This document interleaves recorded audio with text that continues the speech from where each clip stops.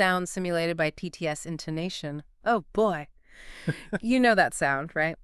That little gurgle from the basement. Yeah. Or maybe like us here in Sioux Falls sometimes. You look up and there's a new water stain on the ceiling. Definitely wasn't there yesterday. Oh, yeah. That, folks, is that's homeownership sneaking up on you. But hey, don't panic. Right. This deep dive, it's meant to be practical, kind of reassuring, really. Oh, yeah. We're pulling from stuff we've actually dealt with in our own houses. Mm-hmm. So the mission today, let's turn those surprises into things you actually planned for. Yeah. Make you feel a bit more, confident about your place. Okay, let's unpack this. Exactly. And look, these unexpected costs, they aren't like failures on your part. It's owning a home. It happens. Totally. It really is about being prepared instead of panicking with a little foresight and some know-how. These things are totally manageable. Right. So our goal is just to share some straightforward, practical insights, stuff from actually living through it, so maybe you don't have to learn every lesson the hard way. We've all been there, that heart-stopping moment when something major just quits. But okay, beyond the immediate moment, what's the biggest mistake folks make with big repairs, and how do we actually avoid it? Let's chat about what we kind of call the big five. Yeah, the big ones. That's common, expensive repairs that just jump out, especially maybe in the first few years of owning. That's a great question. It often just comes down to, awareness. The first one, easy, especially with our Sioux Falls winters. Furnace or AC replacement. Oh, yeah. Gotta have heat here. You betcha. These systems, they usually last maybe 12 to 18 years-ish. And the red flags are kind of classic, weird noises, rooms being hot or cold, cycling on and off constantly. I've heard those noises. But here's one people miss sometimes. Your energy bill creeping up, but you haven't changed how you use it. That means the system's working way too hard. Oh, that's sneaky. Good tip. It really can be your earliest warning. And the cost, well, it could be anywhere from like $3,500 up to $7,500. Not small change. Oof. No. That rising energy bill thing is, wow, such a good point. You really do have to be like a home detective sometimes. You do. And something I definitely learned the hard way is the value of that annual tune-up. Seriously, that $120 service call. It can save you from a breakdown when it's like -10 outside. Absolutely. Preventative. Okay, next up, another classic, the water heater. Ah, the trusty water heater. Usually good for about 8 to 12 years. Okay. Replacement cost, installed, probably somewhere between $900 and $1,800 typically. Still not nothing. No. And watch out for stuff like rusty water coming out of the tap, or maybe a rumbling sound when it's heating, or little leaks starting near the bottom. What causes that usually? Often it's sediment buildup inside the tank. It just makes it less efficient, and, well, it corrodes the tank from the inside. Yikes. A simple tip. Try draining it once a year. Get that gunk out. It could genuinely make it last longer. Oh. And if you can swing it, a little water sensor alarm thing under the tank. Oh, smart. Yeah, it can save you thousands in water damage if that tank ever does decide to give up.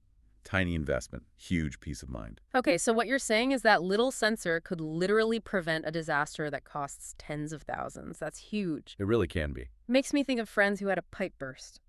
Ugh, nightmare. Not just the flood, but months of fixing mold and rebuilding. Yeah, it's awful. It really shows how important it is to protect the, foundation and insides. But what about the top of the house? The roof. Easy to forget until, bam, big Sioux Falls storm rolls through. Oh, absolutely. The roof is a big one. Repairs or a full replacement, that can be significant money. How long do they usually last? Depends on the shingles. Usually somewhere between 15 and 30 years. Costs can be anywhere from, say, $5,000 up to maybe $12,000 or even more sometimes. Wow. Okay, what should we look for? Keep an eye out for shingles that are missing or curled up. Water stains inside on your ceilings are a big clue. Or if you see a lot of the little gritty granules from the shingles in your gutters, that means they're breaking down. Good tip. Yeah, just a simple habit. After every big storm, just walk around the house, look up, grab binoculars if you need them, snap a few photos if you see damage. Makes insurance claims way easier. Smart, simple habits save money. Okay, last of the big five, the one that gives everyone that sinking feeling. Plumbing leaks or burst pipes. Yes. This one feels like the ultimate surprise because it can happen so fast and cause so much damage, instantly. It absolutely does. And the cost range is huge. Could be $150 for a tiny fix or it could be $10,000 plus if you've got major water damage and flood recovery. Oh my gosh, red flags. Sudden jump in your water bill when you haven't used more water, damp spots showing up on walls or ceilings, or just that kind of persistent musty smell you can't place. Okay. Most important tip here, bar none. Know where your main water shutoff valve is. Seriously, show everyone in the house, spouse, kids, whoever. Anyone needs to be able to turn off the water fast in an emergency. Yes, critical knowledge. And again, if the budget allows, those smart water shut-off valves, they detect leaks and just automatically cut the water. Lifesaver. Turns a potential catastrophe into just a little drip. Okay, so those are the big sudden things. But there are also those sort of hidden costs, right? The monthly stuff homeowners maybe don't budget for initially. Like the house has its own little spending habits. It really does. A good rule of thumb, generally, is to budget about 1% to maybe 3% of your home's value each year, just for maintenance and upkeep. 1 to 3%. Okay. So like on a $300,000 house, that's $3,000 to $9,000 a year. Wow, that adds up. What does that cover? It covers a surprising amount of little things. Yeah. HVAC filters, those annual tune-ups we talked about, lawn care, maybe trimming trees, pest control sometimes, cleaning the gutters, sealing up drafty windows, paint touch-ups. All the little things. Exactly. It's the constant little stuff. But if you ignore that stuff, that's often what leads to those big 5 problems down the line. That percentage rule. Definitely wish we'd known that one earlier on. And hey, depending on where you live, you might have HOA fees too. Yep. Homeowners association fees can be anywhere from, I don't know, $20 a month to $300 or more. Depends on what they cover. Like snow removal. Big one here. Big one in Sioux Falls, absolutely. Or lawn care, maybe some amenities. Always ask what's included. And here's a key question. Does the HOA have a healthy reserve fund? For bigger future stuff. Exactly. Like if the whole community needs new roofs or siding someday, a well-managed HOA with good reserves can save you from getting hit with a huge special assessment bill later. Good point. Okay, what else? Appliances. You buy a house, even a newer one, and those gadgets might not be top of the line, right? They don't last forever. That's a critical point people miss. A lot of homes, they come with mid-grade appliances. Yeah. Lifespan might only be like 5 to 10 years sometimes. So you could be replacing them sooner than you think. For sure. You might be looking at, what, $400 to $2,000 for a washer-dryer, $500 to $1,200 for a dishwasher, fridge, maybe $800 to $2,500, oven, $600 to $1,800. Yeah. It adds up when they start going. Yeah, another budget line item that's easy to forget, but man, it impacts your daily life. Totally. And okay, a big one. Insurance. Specifically, deductibles and those sneaky coverage gaps. You think you're covered then. Surprise. Not so much. Oh, that moment of realization is rough. You might have great coverage for hail, which, we get here. Yep. But maybe your policy doesn't cover some pump failure or a sewer line backup. Those can be expensive exclusions. So what's the tip? Best tip, read the fine print. Meticulously check what is not covered. Then you either need to budget for those potential gaps yourself or look into adding specific riders to your policy, like water backup coverage or service line coverage. Okay. It's always better to be proactive with insurance than finding out you're not covered during an emergency. Okay.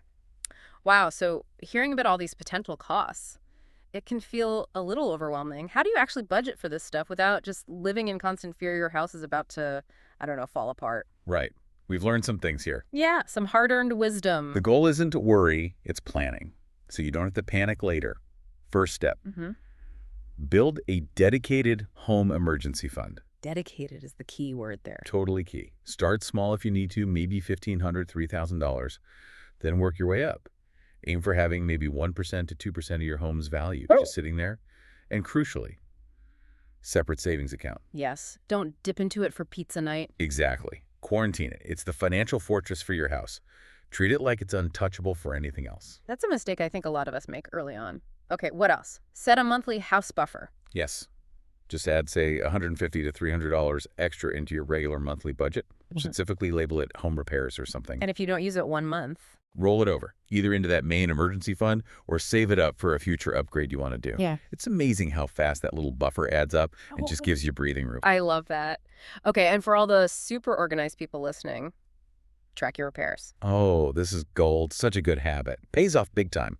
Create a house binder. Could be a real binder, could be digital, whatever works for you. What goes in it? Dates of repairs, who did the work, contractor names, receipts, definitely appliance manuals and warranties, maybe even paint colors you use, part numbers for filters.